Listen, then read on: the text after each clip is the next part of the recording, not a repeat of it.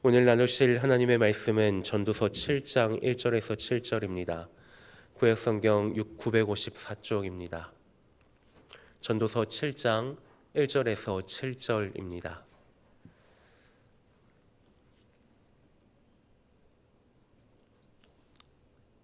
한 절씩 교독하시고 마지막 절은 합독하시겠습니다. 좋은 이름이 좋은 기름보다 낫고 죽는 날이 출생하는 날보다 나으며 초상집에 가는 것이 잔치집에 가는 것보다 나으니 모든 사람의 끝이 이와 같이 됨이라. 산자는 이것을 그의 마음에 둘지어다. 슬픔이 웃음보다 나음은 얼굴에 근심하는 것이 마음에 유익하기 때문이니라. 지혜자의 마음은 초상집에 있으되 우매인 자의 마음은 혼인집에 있느니라.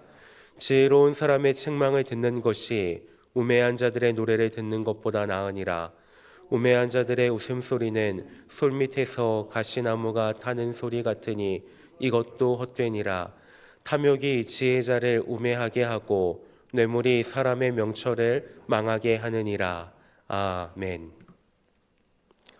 우리는 자기를 피할하는 시대를 살아가고 있습니다. 어떻게든 자기 자신을 더 좋게 포장하고 더 행복해 보이려고 애쓰는 시대입니다. SNS를 보면 온통 잔칫집 풍경입니다. 좋은 곳에서 먹고 좋은 것을 입고 좋은 차를 타면서 즐겁게 웃는 모습들로 가득합니다. 사람들은 어떻게든 자신의 좋은 평판과 명성을 쌓기 위해 노력합니다. 물론 성도에게도 좋은 이름 그리고 선한 영향력과 믿음의 평판은 중요합니다.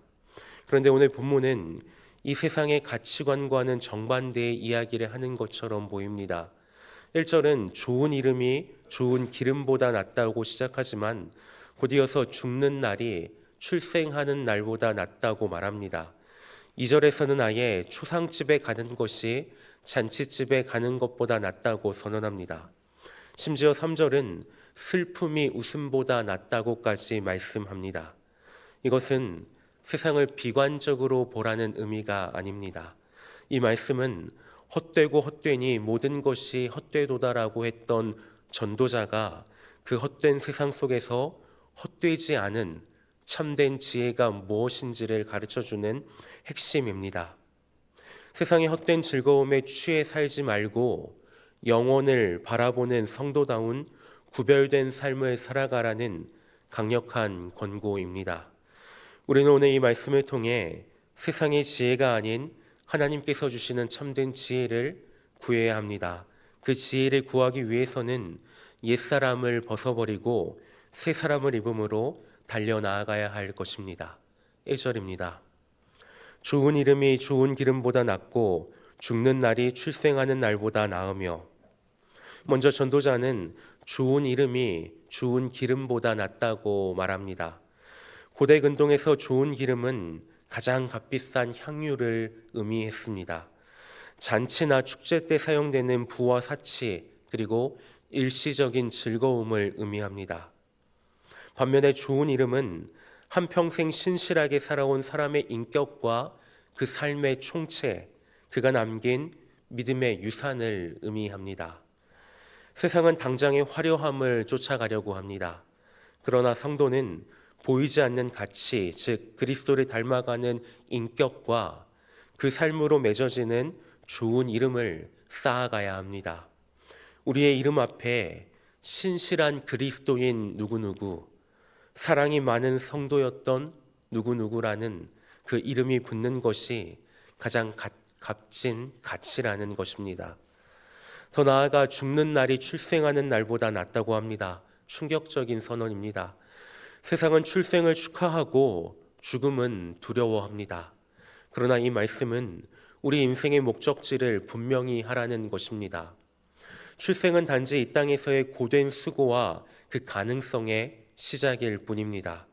하지만 믿음 안에서 달려갈 길을 마친 성도에게 있어서 죽는 날은 그저 패배의 날이 아닙니다. 이 땅의 모든 수고와 눈물을 마치고 아버지의 집, 우리의 영원한 본향으로 돌아가는 영광스러운 승리의 날입니다. 우리의 삶이 어떻게 평가받을지는 마지막 죽는 그날에 결정됩니다. 그러니 그날을 기억하며 오늘의 삶을 최선을 다해서 살아가라는 것입니다. 그런 의미에서 전도자는 죽는 날이 출생하는 날보다 낫다고 말한 것입니다. 2절입니다. 초상집에 가는 것이 잔치집에 가는 것보다 나으니 모든 사람의 끝이 이와 같이 됨이라. 산자는 이것을 그의 마음에 둘지어다. 전도자는 이제 초상집이 잔치집보다 낫다고 선언합니다. 잔치집은 즐겁습니다. 웃음이 넘치고 현실의 고통과 아픔을 잠시나마 잊게 해줍니다. 사람들은 그래서 잔치집을 찾아다닙니다. 그러나 초상집은 우리를 숙연하게 만드는 장소입니다. 그곳에서 우리는 모든 사람의 끝이 이와 같다는, 즉 나도 언젠가는 죽는다는 인생의 유한함을 정직하게 직면하게 됩니다. 이 엄숙한 현실 앞에서 우리는 비로소 나는 무엇을 위해서 이렇게 바쁘게 살아가는가? 나는 이 땅 가운데 어떻게 살아가야 하는가와 같은 삶의 본질적인 질문들을 스스로에게 던지게 됩니다. 현대사회는 죽음을 감추고 외면하려고 합니다. 끝없는 오락과 쾌락이라는 잔치집을 만들어서 초상집의 교훈을 잊게 만듭니다. 그러나 성도는 이럴 때일수록 초상집의 지혜를 구해야 합니다. 죽음을 기억하는 것은 우리를 우울하게 만들려는 것이 아니라 우리를 반대로 지혜롭게 만들려고 하는 것입니다. 내 삶의 유한함을 깨달을 때 비로소 영원한 것을 붙잡게 되기 때문입니다. 오늘 하루라는 이 시간이 얼마나 소중한 것인지, 내게 주어진 사명은 무엇인지, 왜 하나님께서 우리를 불러주시고 붙잡아 주셨는지를 깨닫게 됩니다. 3절에서 4절입니다. 슬픔이 웃음보다 나음은 얼굴에 근심하는 것이 마음에 유익하기 때문이니라. 지혜자의 마음은 초상집에 있으되 우매한 자의 마음은 혼인집에 있느니라. 3절은 슬픔이 웃음보다 낫다고 말합니다. 여기서 말하는 슬픔은 절망이나 낙심이 아닙니다.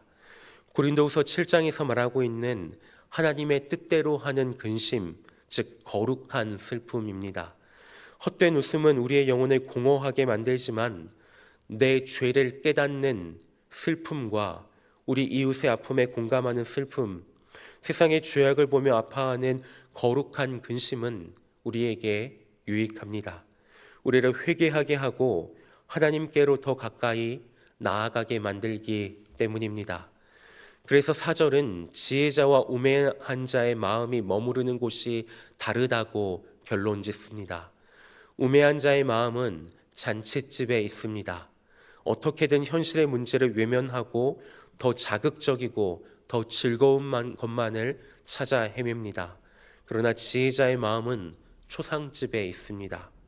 일부러 고통을 찾아다니는 것이 아니라 인생의 진지한 문제를 피하지 않고 묵상한다는 뜻입니다. 얕은 신앙은 그저 즐거운 곳 그리고 복받는 잔치집에만 머물려고 합니다. 그러나 깊은 신앙은 때로는 초상집의 아픔과 진지함 속에서 하나님의 깊으신 뜻을 깨닫고 영혼의 유익을 얻습니다. 그래서 새 사람을 입은 우리는 때로는 아프더라도 초상집에 앉아서 하나님의 뜻을 구하는 시간을 가질 수 있어야 하겠습니다. 잔치집만을 찾아다니는 것이 아니라 하나님께서 허락하신 그 초상집의 지혜가 우리에게 필요합니다. 초상집의 지혜는 우리를 겸손하게 만들어서 5절의 지혜로운 사람의 책망을 들을 수 있게끔 해줍니다. 5절에서 6절입니다. 지혜로운 사람의 책망을 듣는 것이 우매한 자들의 노래를 듣는 것보다 나으니라. 우매한 자들의 웃음소리는 솔밑에서 가시나무가 타는 소리 같으니 이것도 헛되니라. 우리는 본능적으로 우매한 자들의 노래, 즉 달콤한 칭찬과 아첨을 좋아합니다. 내 귀에 듣기 좋은 말만 듣고 싶어 하는 것입니다.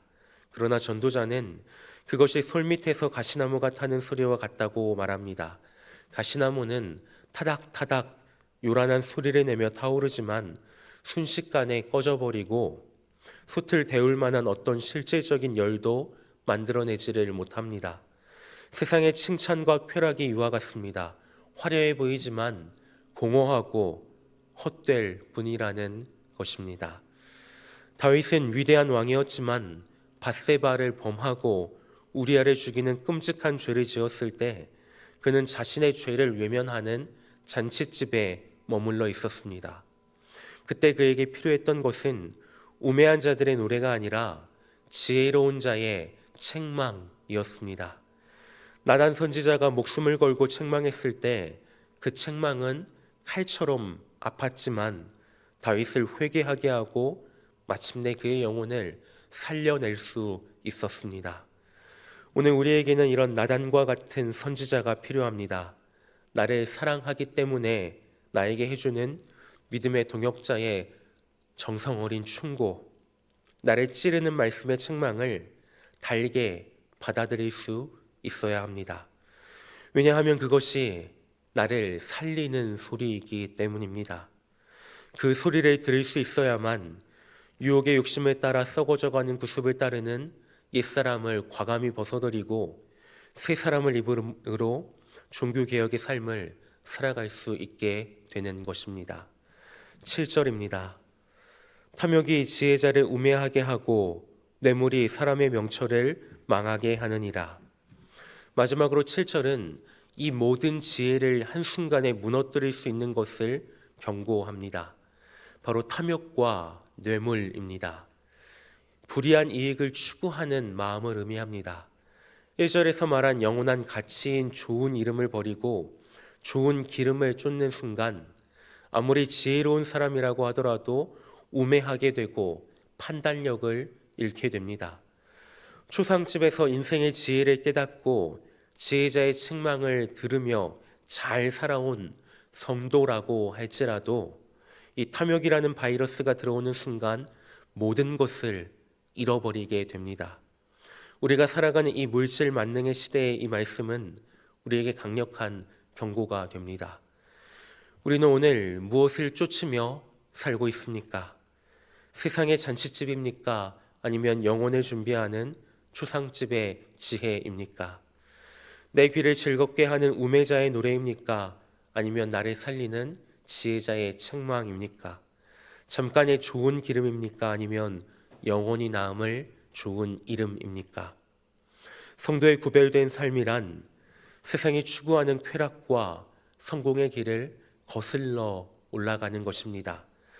때로는 눈물 골짜기를 지나는 것처럼 외롭고 힘들 수도 있습니다. 사람들이 모두 잔치집으로 달려갈 때 홀로 외로운 초상집에만 머무르는 것처럼 느껴질 수도 있습니다. 그러나 우리는 결코 혼자가 아닙니다. 우리와 함께 이 신앙의 길을 걸어가는 믿음의 동역자들이 지금도 우리 옆에 이렇게 앉아 있습니다. 무엇보다도 우리의 모든 슬픔과 죽음을 대신 짊어지시고 십자가라는 가장 깊은 초상집과 죽음의 권세를 이기시고 부활하신 예수 그리스도께서 지금도 우리와 함께하고 계십니다. 오늘 하루 세상의 요란한 가시나무 타는 소리 속에서 잠시 멈추어 나의 마지막 날을 기억하며 스스로 질문해 보시기 바랍니다. 나는 왜 이 땅을 살아가는가? 나는 어떻게 이 세상을 살아갈 것인가? 그리고 우리의 귀를 즐겁게 하는 세상의 노래를 잠시 끄고 나를 살리는 책망의 말씀에 귀를 기울이십시다.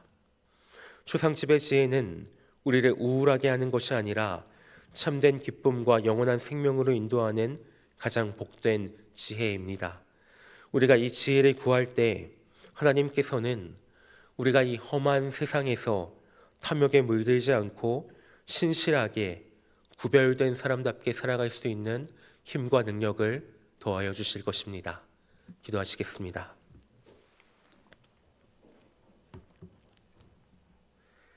하나님 아버지, 세상의 잔치집과 우매자의 노래에 취해 헛된 것을 쫓아 살지 않게 하시고 늘 우리의 마지막 날을 기억하며 영혼을 사모하는 초상집의 지혜를 허락하여 주시옵소서. 달콤한 칭찬보다 나를 살리는 말씀의 책망, 믿음의 동역자를 통한 지혜로운 권면을 겸손히 듣게 하여 주시옵소서. 오늘 하루도 썩어질 좋은 기름이 아닌 주님 안에서 영원히 기억될 좋은 이름을 남기는 신실한 그리스도인의 삶을 살아가도록 힘과 용기를 더하여 주시옵소서. 예수님의 이름으로 기도드립니다. 아멘.